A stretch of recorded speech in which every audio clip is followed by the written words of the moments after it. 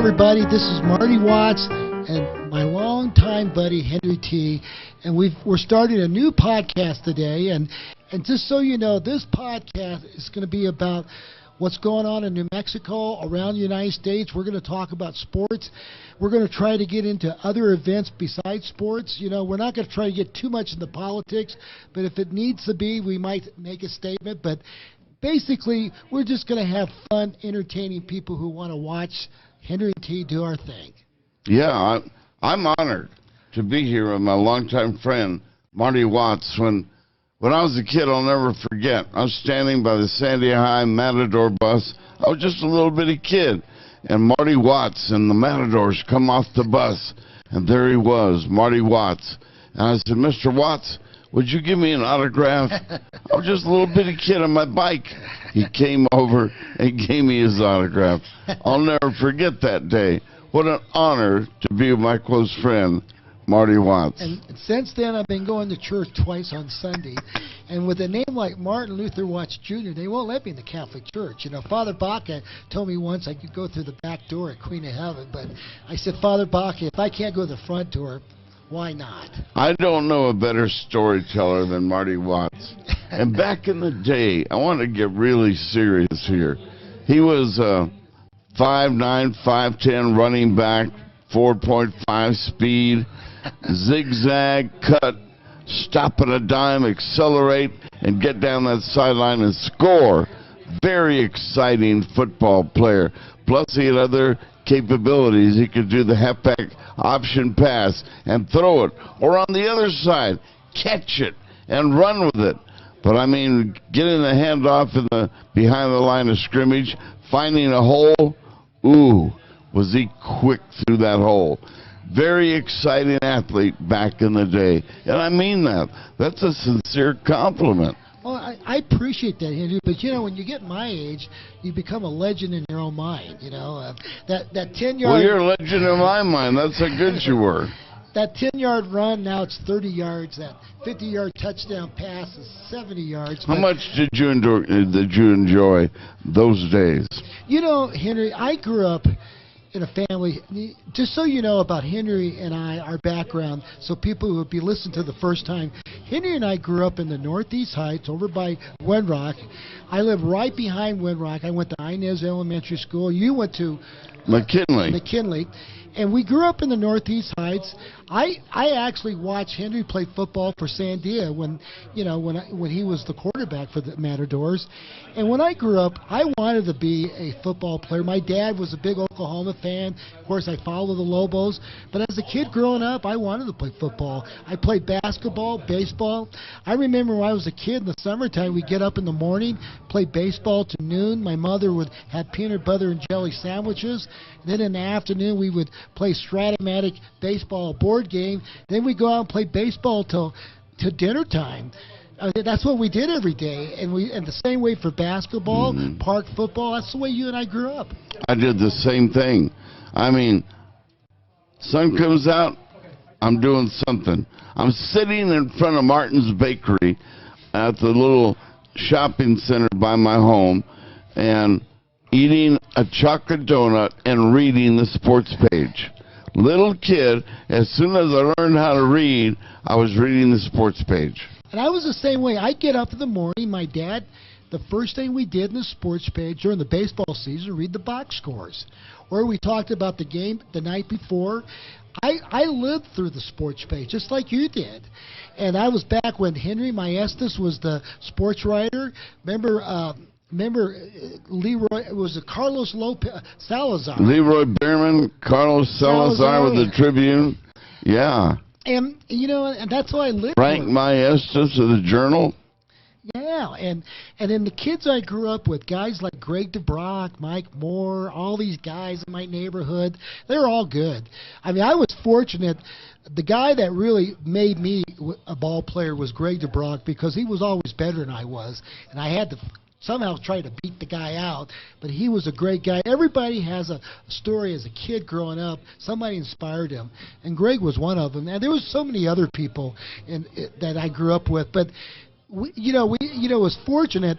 I went to Monroe Junior High School, and of course I went to Inez and Sandia. But the neat thing about it, growing up by Winrock opened up in 1961, I think. So it was like a playground for us kids to go over to Winrock. I remember we went nuts getting on the Montgomery Ward elevator because we thought we'd never been on an elevator.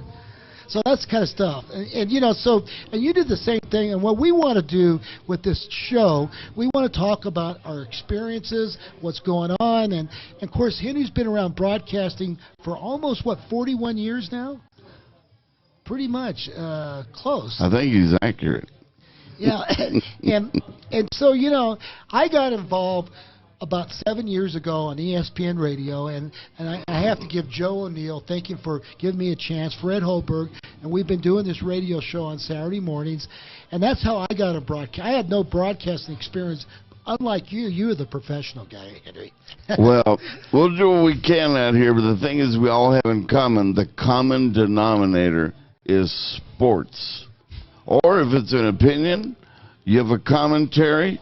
I know you'll have a commentary. Oh, yeah. I might even have one. There's something that's really digging at me, and I want to express it. You express commentary so well. You know stories that, nobody knows or can remember. You've got that photographic memory that never leaves you. Well, it's getting to me at my age at this time. But the thing I've been very fortunate. I had a chance to work for Pete Domenici. I was in politics. I was involved. I've been a professional salesperson for 30-some years. Wow. Matter of fact, I sold the first postage machine, copy machine to Bill Gates, Microsoft, when I was working for Pitney Bowes. Gee. So we have a lot of great stories. And this is what this podcast is going to be about. We have some stories we could talk about, and we'll get into Bill Gates and all these people. Of course, I went to the first game ever played at University Stadium. You were selling popcorn and Cokes. I was at the game. They played the University of Chihuahua, and Bobby Santiago scored like 5 touchdowns. Wasn't he great? Oh, God, he was my hero, Bobby Santiago. What a player. And today, his image is on the side of the press box at University Stadium. There he is with that Heisman trophy. That's the first Heisman look I ever saw was Bobby Santiago.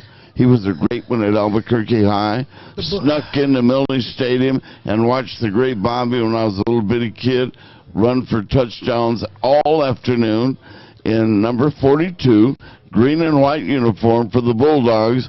Those are highlight days for me. Pound for pound, but if you never saw Bobby Santiago play, and I saw him play in high school. I didn't see him play in high school. I saw him play in college because when I got to Albuquerque in 1960, he was at UNM. But I saw some tapes of him at Albuquerque High. Pound for pound, he is probably one of the greatest players. The only other guy, pound for pound, might have been better than he was. And of course, he was second in the Heisman Trophy, was Tom McDonald from Highland High School. Yeah. Both of those guys were great ball players. They weren't very big. Tommy was a little bigger than Bobby Santiago, but they were great ball players. And if you never saw him play, and we're going to get Jim Ottman on the show in the future, and we can talk about those great guys. How about Crow Marty, Jimmy Crow Marty? First option quarterback the Lobos really ever had. Bootleg plays, right? Right. Guards opposite ball, hit fake to a halfback, put it on his hip, run wide, had the option to run it or throw it deep or whatever. They were magicians with that ball. He and later Stan Quintana ran the same offense as Jim Crow Marty, who now lives in Bloomfield. Hello, Bloomfield. And Stan the Man just passed away a few years ago. Stan the Man came from Santa Fe High, still one of the greatest ball players and at all time. What's the sports write-up in Santa Fe? I'm trying to remember. Will Weber. He wrote a great story on his, when that's a great writer, Will Weber. And we're going to get him on the show. So we've got guys like Will Weber from the Santa Fe New Mexican. We've got, of course, Steve Virgil from the Journal. We've got people we could come on our show and talk about this stuff. Here's another thing. Henry and I, we went the first game ever played in the pit, 1966, Abilene Christian College. How about that?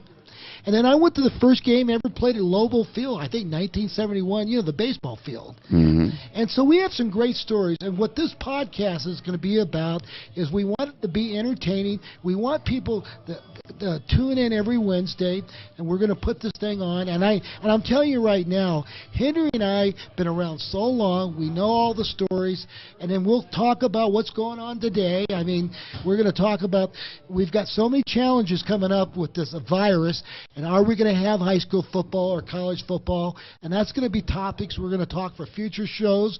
But today, I just want people to know who Henry and I are, and I don't think there's anybody in Albuquerque that knows the history. Oh, no, there's one guy that knows more than we do. Who? Jim Holzman. Oh, God. Yeah. He knows the history of the world, that guy. And Buddy Robinson. Boy. Yeah. So those guys, my hat's off to those guys. But outside of those guys, we'll get Jim Holzman on. Oh yeah, and Henry's, and you know what? I've got a guy out of South Carolina named Fred Sharp, who was one of the greatest decathlon athletes in high school back in the 50s. He was best friends with Jim Thorpe Jr., the son of Jim Thorpe, and before Thorpe died in 1953, he used to hang out. Thorpe died in a trailer out there in Orange, in L.A., but we're going to have him come on and talk. He might be the last guy that ever had a conversation with one of the greatest athletes of all time, Jim Thorpe. I know you're a big Sooner fan. Yeah, I do like to see. And I was a kid, and I saw this incredible graphic on the TV screen back then. 48 straight wins. Was it 47? 47. For the Oklahoma Sooners, and Bud Wilkerson was on the sideline. Wow. And they had a roster that was unbelievable. Give us the biggest name on that roster. Well, Nick Pentasani was the guy that scored the touchdown for Notre Dame. I was at that game. I think I was 5 or 6 years old. We drove up from Henrietta, Oklahoma. Now, I don't know if anybody's ever going to beat this streak, 47 straight games. And they lost to Notre Dame 7-0. And my dad was so upset that he kicked in the headlights of our car. We had a 57 Pontiac or something like that. But I'm a big Sooners fan because of my dad. My mother was the homecoming queen in 1940. My dad was real involved with the Roughnecks. He was a big Oklahoma fan. But you know what?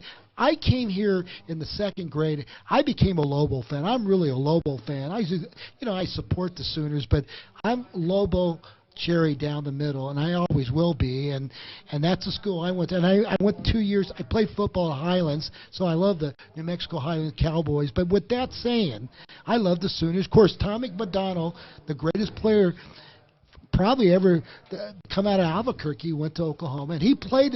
Here's the thing about Tommy McDonald. For all you people who are listening to this podcast, this guy, for far as I know, and I might be wrong, I don't think he played 2 years of high. He came from Roy, New Mexico, and he went to Highland, and I think he went 2 years. He never lost a high school game when he played at Highland.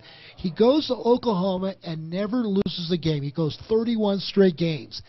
He doesn't lose the game until the 6th game of his NFL. He gets drafted by the Eagles, and he loses the game. I think they went 6-0, so he didn't lose a game in his whole life until he was in the NFL with the Philadelphia Eagles.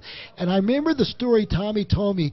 He had an emotional breakdown. Norm Van Vaughtlin, who was the quarterback of the Eagles, they had to take him to the hospital. He had an emotional breakdown because he didn't know what it was like to lose a ball game. Now, can you imagine never losing a game until you're in the professional ranks? He never lost a college game, never lost a high school game. What an incredible story. And the thing about Tommy McDonald, because he spoke in our presence many times, he loved coming back to Albuquerque, and he loved playing up to the cameras.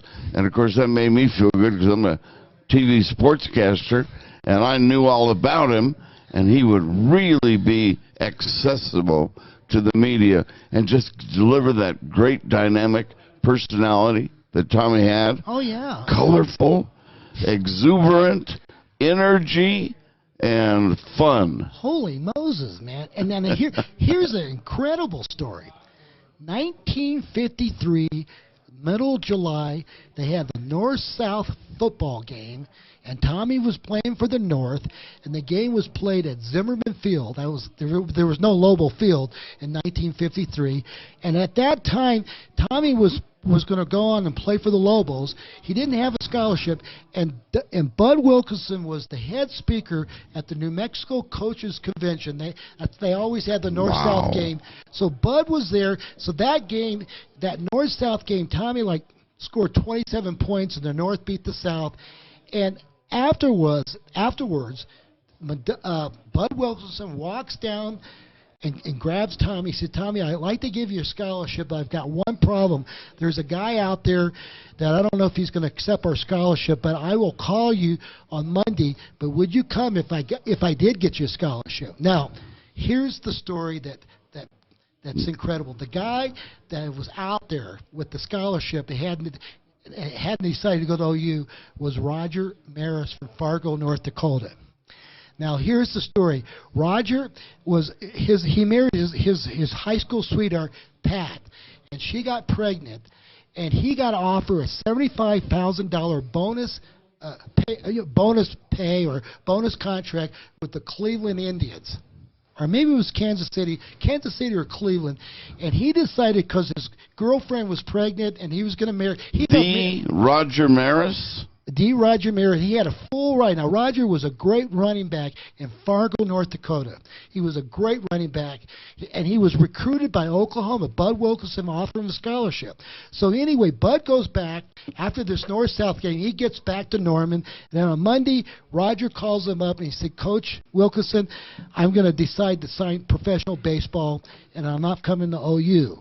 Once he said that, then Bud Wilson gets on the phone and calls Tommy McDonald up and said, "Tommy, we've got a spot for you." And the rest is history. Now, is that a great story? Wow. Because of Roger Maris, who hit 61 home runs in the great Roger Maris, Tommy was able to go to OU. And Tommy came in second in the Heisman Trophy, one of the greatest two-time All-Americans. But what a story that is. That's unbelievable. Roger Maris. Only Marty Watts can give you that story.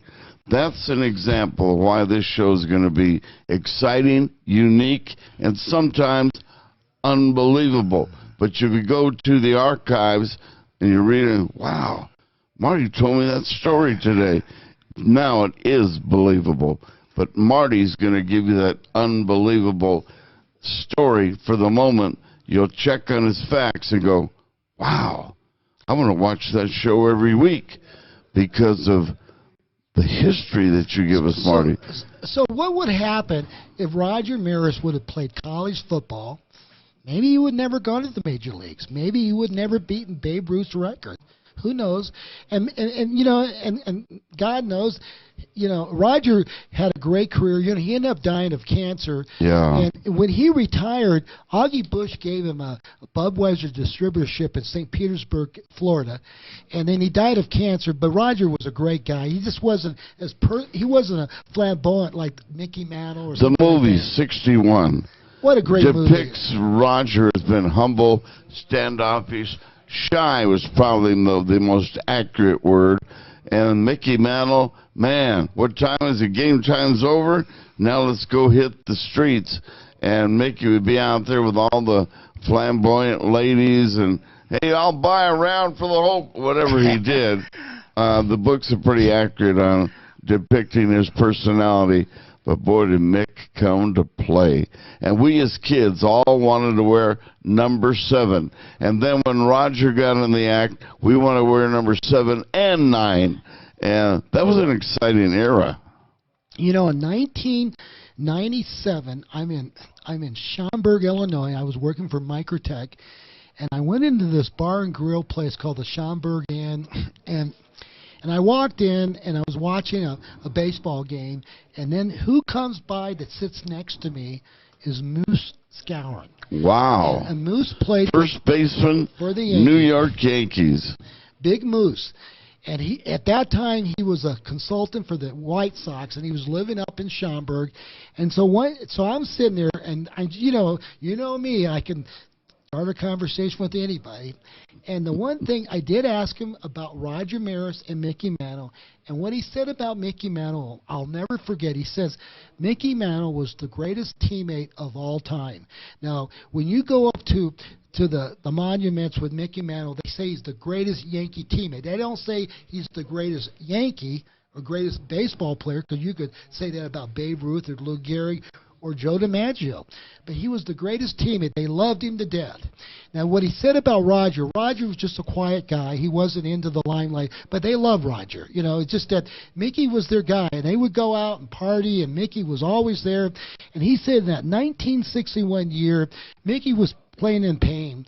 And you, if you saw the movie, it got down to about 2 weeks left in the season, and Mickey couldn't go anymore. He was stuck at fit, and so Roger finished it up. But they were close friends.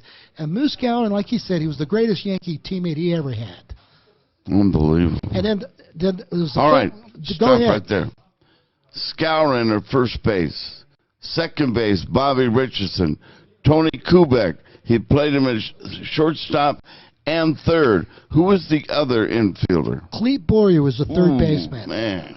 And then we got Eisenhower, Yogi Berra platoon left field, but they platoon catcher. Center field was Mickey Mantle, Roger Maris right field. What a great baseball team that was. Is that amazing? And the manager? Casey Stengel. Actually, Roger Hawk. Ralph Hawk was the 61 team, but Stengel, sometimes known as Hoke. Hoke. He was the old professor. But you know the funny thing about that team, Johnny Blanchard. Now, here's the other story. Johnny Blanchard was a platoon left fielder, and he had 29 home runs. Look it up, 1961. Yeah. Now, here's another thing is Johnny Blanchard owned a liquor store, package store there in Minneapolis. And in 1988, I had this golf company called Fairway Design. I had a contract to do some golf courses in Minnesota. And I drove, for some reason, I'm driving down the street, and it says Blanchard Liquor Store. So my buddy and I it was a hot day. I said, well, let's go get a six-pack of beer or something. So I walk in, and there was the famous Johnny Blanchard. And actually, he said the same thing about Mickey Mantle, who was the greatest teammate. So that validated the story of Moose Gowan. But, yeah, I met Johnny Blanchard. He just passed away, but he owned a liquor store right there, a package store there in Minneapolis. There was a relief pitcher on that team that I personally will never forget. When I was a kid, I had real thick glasses, and then they came out with contacts, and I shed the glasses. Remember the name Ryan Durham? Oh, God. Fastball. He could wind it and fire it, and it was the fastest fastball ever. Problem, where's it going? Yeah, you remind me of that guy in that movie, Bull Durham, you know, Loose, you know, he was so wild he didn't know where the ball was going. Remember that? That's, by the way, that's a great movie. Bull Durham, you know, still one of the best movies. It was beautiful. But same guy, you know, he was so wild, Ryan Durham. And look him up. Now, I remember I talked to baseball players. They were just scared of the guy. Back in those days, up until the 1960s, they didn't have batting helmets. You went into the if you were playing baseball back in 58, 59, the 50s, even the early 60s, they didn't have a batting helmet. Most guys didn't have batting helmets. Isn't that amazing? And so a guy like Durham, can you imagine that ball hits you in the head? God, you're talking about going to the hospital. Wow. Amazing. Ooh. Whitey Ford, yeah. God. So, you know, those are the stories we can talk about, and these are just examples. Henry and I, we have so many stories. I've got stories about John F. Kennedy, how I met him, and of course, I met, you know, a lot of great presidents. You know, Gerald Ford, I've met Ronald Reagan.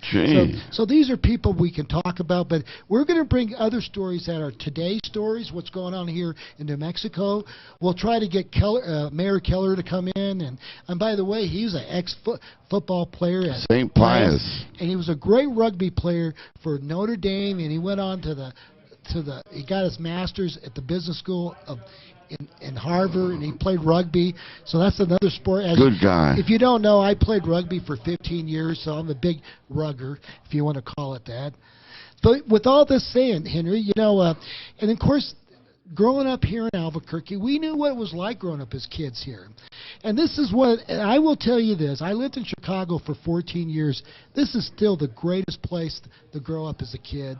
And talking about the Rainbow Coalition and our culture, there's nothing better than growing up in Albuquerque, New Mexico. Wow.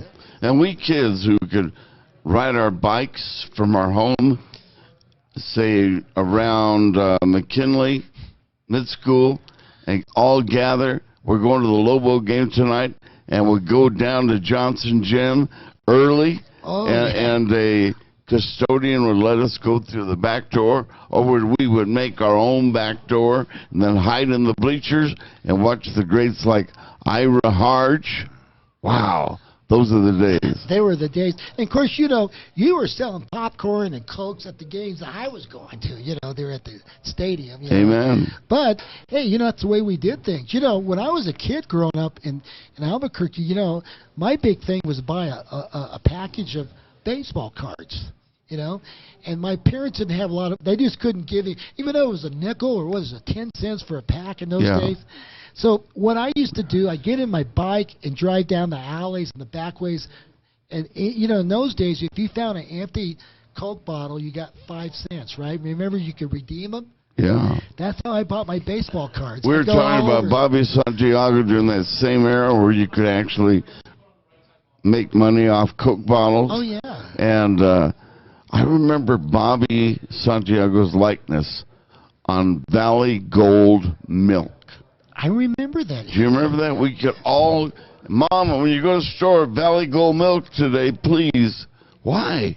Bobby's on the cover, or Bobby's on the carton of milk.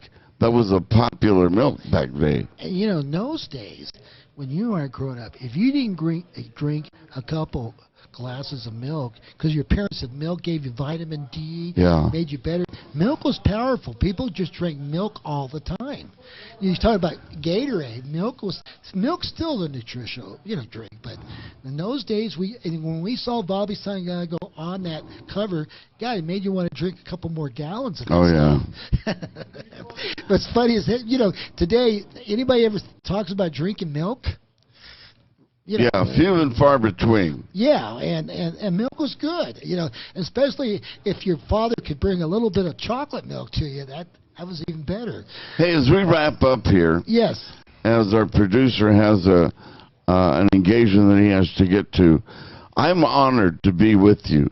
And I watched you as an athlete play. I respected your speed, the way that athletic ability, stop in a dime cut, get up the sideline, and go. He's a humble man, but I saw him. And I love playing high school football, too. And I got that bootleg idea from Jim Crow Marty and Stan Quintana, and I tried to do the same thing at Sandia. And Jim Ottman, who played with Crow Marty and Quintana, he kind of refined my bootleg skills, but that was my favorite play. I know, and of course I remember when you came in, when the quarterback got hurt at Sandia, and I remember that I was up in the stands.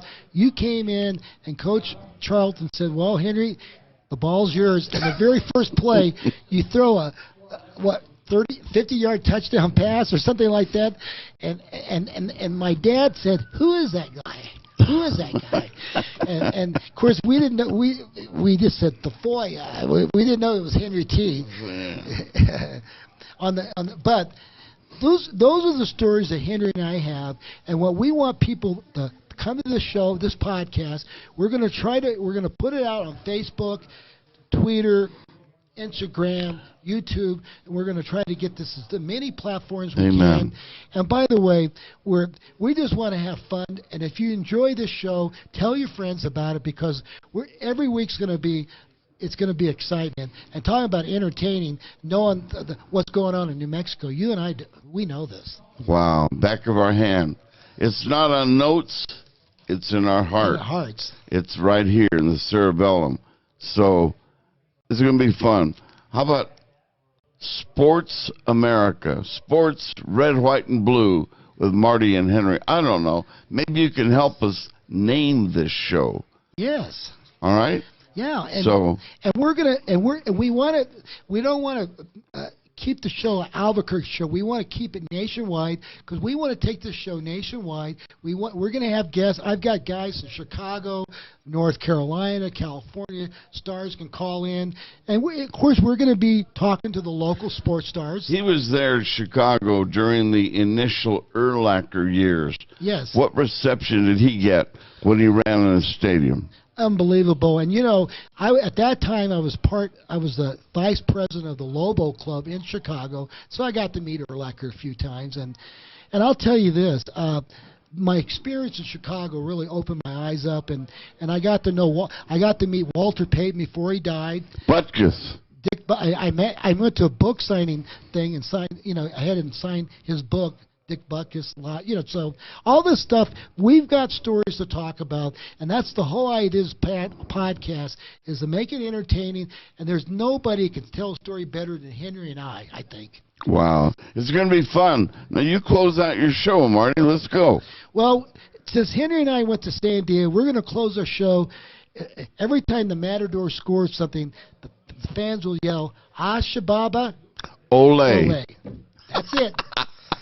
See you next time. Next time. Thank you to Jimmy Tran, our producer. Marty Watts, you're a genius. What a pleasure to work with you. All right. God bless you, Henry. Take care.